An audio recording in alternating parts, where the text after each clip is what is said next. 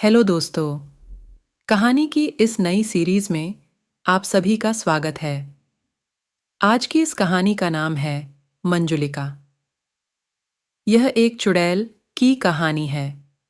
तो अगर आपको भी डरावनी कहानियाँ, भूतिया कहानी या हॉरर स्टोरीज सुनने का शौक है, तो इस कहानी को पूरा ज़रूर सुनें। रिया और विहान फोटोग्राफर है और फोटोग्राफी के लिए वह एक राजा के पुराने महल में आए हुए हैं। रिया कहती है, यहाँ खड़े दरवाजे को क्यों घूर रहे हो? विहान कहता है, रिया, पता नहीं क्यों, पर दरवाजे के पीछे से किसी लड़की की दर्द में गाने की आवाज आ रही है। रिया कहती है, विहान, ये तुम्हारा वहम है और कुछ नहीं। महल में और भी पेंटिंग बची हुई है, उनको स्कैन करते हैं। क्यों तुम इस दरवाजे के पीछे अपना वक्त जाया कर रहे हो? पर विहान ने रिया की एक नहीं सुनी और दरवाजे पर से सारे ताबीज, नींबू और मिर्च खोल दिए और एक धक्के से दरवाजा खोलकर रिया के साथ कमरे में चला गया। रिया भी उस कमरे को देखकर चौंक गई। जब उसने कमरे को ध्यान से देख तो उसकी आंखें फटी की फटी रह गईं। कमरे की दीवारों पर बड़ी बड़ी पेंटिंग्स और आलीशान मूर्तियां रखी थीं। तभी अचानक रिया को एक दीवार के कोने में किसी आदमी का कटा हुआ सर दिखाई दिया। रिया कहती है, विहान, इस सर की मूर्ति को देखो, देखने में कितनी असली लगती है ना? विहान कहता है, ये तो उसी राजा के सर की मूर्ति है जिसकी पेंटिंग दीवारों पर लगी है। पर यह देखने में मूर्ति नहीं, हूबहू राजा का कटा हुआ सर लगता है। कुछ समय पहले की बात है। सेनापति कहता है, कहाँ मर गए सबके सब?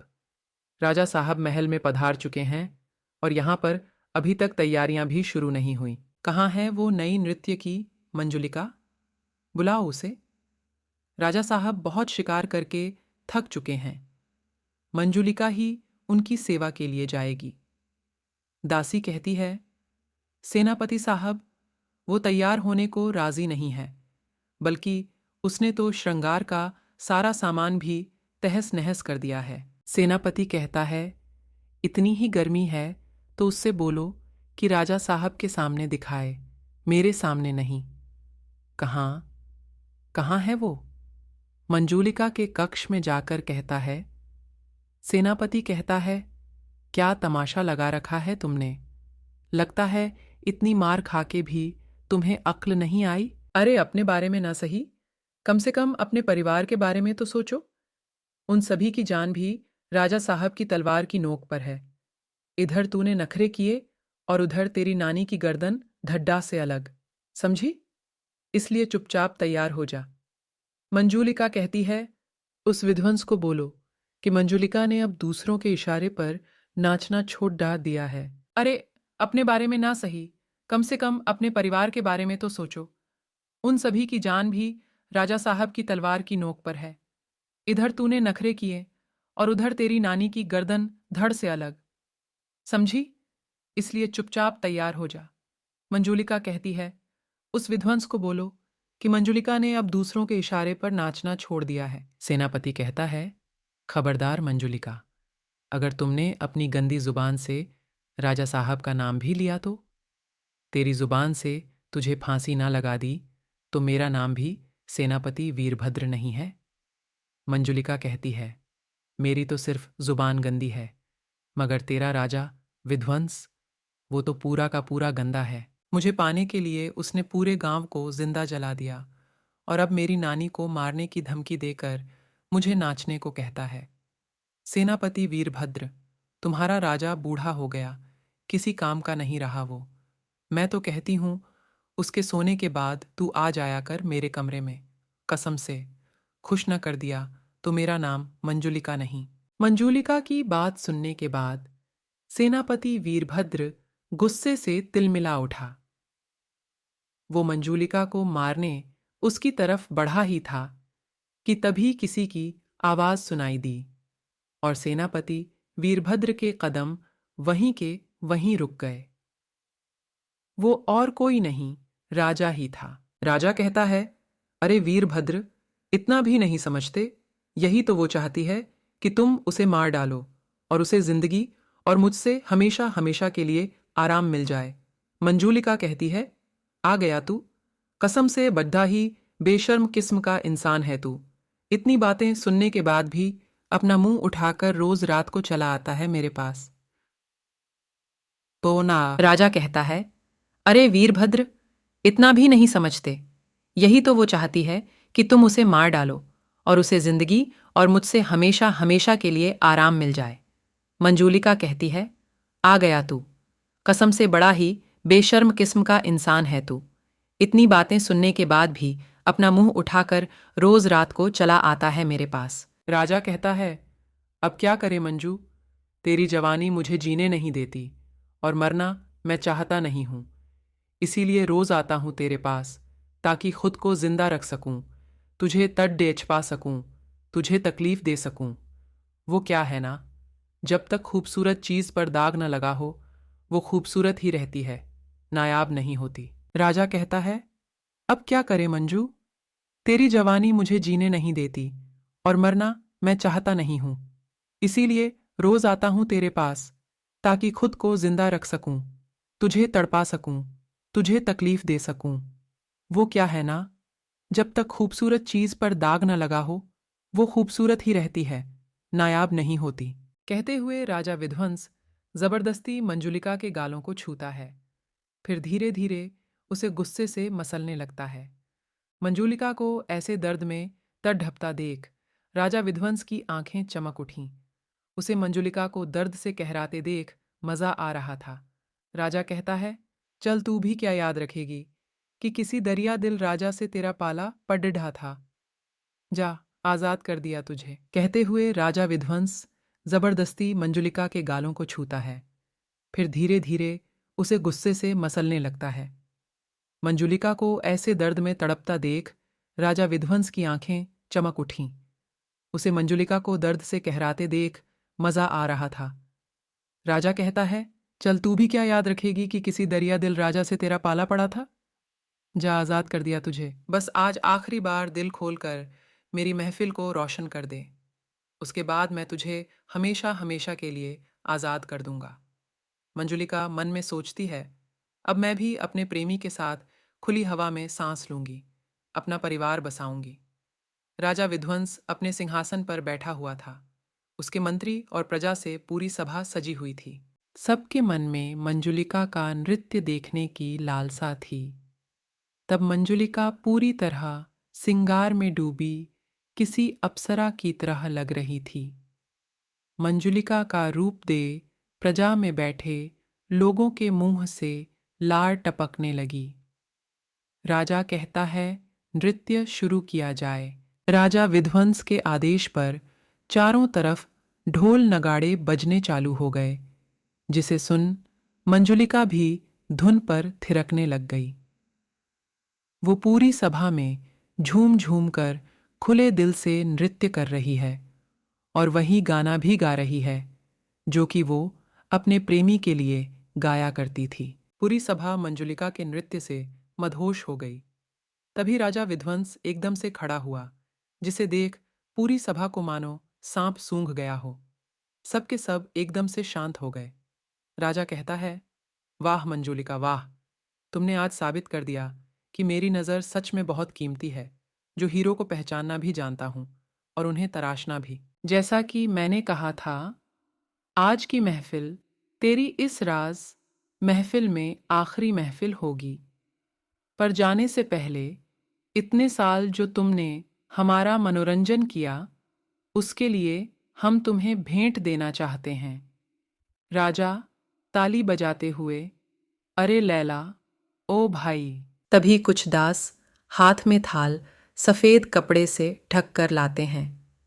राजा कहता है, ये लो मंजुलिका, हमारा तोहफा। उम्मीद है तुम्हें बेहद पसंद आएगा। ये लो हमारा पहला तोहफा, तुम्हारी माँ का सर। मंजुलिका को अपनी माँ का कटा हुआ सर देखकर सदमा लगा था। वो अपनी माँ का सर देख चीखने ही वाली थी कि राजा विध्वंस ने मंजुलिका को बालों से पकड़ डियच लिया और दूसरी थाली की ओर बढ़ गया। प्रजा भी यह सब देख चौंक गई। फिर से एक बार सबके मुंह खुले हुए थे, लेकिन इस बार उसकी वजह डर था। राजा कहता है, ये देख तेरे पिता का कटा हुआ सर। ये रही तेरी छोटी बहन, ये तेरा छोटा भाई, ये तेरी नानी, और अब बारी है तेरे दिल के सबसे करीबी इंसान के सर की, तेरा प्रेमी। मंजुलिका से जुद्धा हर एक शख्स का सर राजा विध्वंस ने उसे तोहफे के रूप में भेंट कर दिया था। मंजुलिका को भी समझ नहीं आ रहा था कि वो किसकी मौत का दुख पहले मनाए। तभी राजा विध्वंस ने अपनी आखिरी चाल चली। राजा कहता है, अरे क्यों, आखिरी तोहफा तो देना बाकी है तुझे। तभी राजा ने आखिरी थाल से कपड़ा हटाया। उस थाल में मंजुलिका के चेहरे की बनावट जैसा ही मिट्टी का कटा हुआ सर था। मंजुलिका अपने सर की मूर्ति देख जोर जोर से हंसने लगी। मंजुलिका कहती है, मैं जानती थी तू मेरे साथ ऐसा ही करेगा, लेकिन याद रख विध्वंस, मैं जो तेरे साथ करूंगी उसे दुनिया सदियों तक याद रखेगी। इससे पहले मंजुलिका अपनी बात करती, राजा विध्वंस ने एक झटके से मंजुलिका का सर धड़ से अलग कर दिया। मंजुलिका का सर कटते ही पूरी प्रजा फुसफुसाने लगी थी। सबकी नजरें मंजुलिका के कटे हुए सर पर टिकी थीं, जो कि मरने के बावजूद राजा विध्वंस को ही घूरे जा रही थीं। कुछ दिन बाद मंजुलिका का गीत सुन पूरे महल में अफरा तफरी मच गई। चारों तरफ लोग मंजुलिका के डर से भाग रहे थे। मंजुलिका अब हाथ में अपना ही कटा हुआ सर लेकर गीत गाते हुए राजा को विध्वंस के कमरे की ओर जा रही थी। जो कोई भी उसके रास्ते में उसे रोकने की कोशिश करता, मंजुलिका अपनी नजरों से रोशनी का वार करके उन सब के टुकड़े कर देती। मैं आ गई राजा विध्वंस, देखो तुम्हारी मंजुलिका तुम्हारे पास आ गई। अब भी मुझसे गुस्सा रहोगे मेरे राजा। मंजुलिका की प्यार भरी बातें सुनने के बाद जैसे ही राजा विध्वंस ने अपनी आंखें खोलीं, तो उसकी आंखें फटी की फटी रह गईं। उसके सामने एक बिना सर का धड़ था, जिसका सर धड़ के हाथ में लटका हुआ उससे बातें कर रहा था। राजा विध्वंस इससे पहले कि कुछ समझ पाता, मंजुलिका राजा विध्वंस के अंदर विलीन हो गई और पूरे शरीर पर कब्जा कर लिया। एक सैनिक भागता हुआ सेनापति को सूचित करने के लिए जाता है। सैनिक कहता है, सेनापति जी, मंजुलिका की आत्मा राजा जी के शरीर पर कब्जा कर चुकी है। सिपाही की बात सुन सेनापति वीरभद्र तुरंत ही राजा के कमरे की ओर जाता है, लेकिन उसने जो मंजर देखा वो सेनापति कभी नहीं भूल सकता था। राजा विध्वंस अपने ही सीने का मांस नोचकर खा रहा था। इस बीच राजा की नजर जैसे ही सेनापति और उसके सिपाहियों पर पड़ी तो उसने अपनी आंखों की नजर भर से सिपाहियों के टुकड़े कर दिए, पर सेनापति को जिंदा छोड़ दिया। मंजुलिका कहती है, तू मुझे मारने चला था ना? जा, मैंने तुझे जिंदा छोड़ा। बचा सकता है तो बचा ले। तेरे पास 2 दिन का समय है, वरना मैं पूरे राज्य को खत्म कर दूंगी। इतिहास के पन्नों में साइड में एक नाम रहेगा और कुछ नहीं। अगले दिन सेनापति कहता है, बाबा, उस मंजुलिका के नाम से सारा राज्य डरा हुआ है, अब आप ही कुछ उपाय बताइए। बाबा कहता है, बेटा, बेगुनाह लोगों की जान लेने पर तो भगवान तक को श्राप भोगना पड़ता है, और मंजुलिका तो फिर भी एक आत्मा है। तुम ना उसे उसका बदला पूरा करने दो, फिर वो अपने आप तुम सबको जिंदा छोड़ देगी। सेनापति कहता है, इसका मतलब तो राजा विध्वंस को मरना ही होगा। बाबा कहता है, हाँ बेटा, राजा विध्वंस को मरना होगा, और उसे तुम मारोगे, वो भी तुम्हारे खुद के हाथों से। और तुम्हें उसके जिस्म के साथ टुकड़े करने होंगे, जिनमें से 4 को चारों अलग अलग दिशाओं में दफनाना होगा, और बाकी के 3 टुकड़ों को आग, पानी और जमीन में विलीन करना होगा। तभी मंजुलिका की आत्मा को काबू किया जा सकता है। नाई ना आना। सेनापति जब राजा विध्वंस के कमरे में गया तो उसे इस बार एक और घिनौनी हकीकत का सामना करना पड़ा। उसने देखा कि राजा विध्वंस पैर के ऊपर का सारा मांस नोचकर खा चुका था। सेनापति कहता है, राजा जी, हो सके तो मुझे माफ कर देना, मासूम प्रजा का सवाल है। इतना कहकर सेनापति राजा विध्वंस के जिस्म के टुकड़े टुकड़े कर देता है और बारी बारी से राजा के जिस्म के टुकड़ों को बोरे में भरने लगता है। सेनापति कहता है, मंजुलिका, मैंने बहुत कोशिश करी कि तुम्हें इस सोने के पिंजरे से आज़ाद करा सकूं, लेकिन मैं बुरी तरह से नाकामयाब रहा। लेकिन तुमने अपनी आज़ादी खुद ही ढूंढ ली। काश तुम्हारे जिंदा रहते हुए तुमसे ये सब कह पाता। लेकिन मंजुलिका, मैं तुमसे प्यार करता था, करता हूं और करता रहूंगा।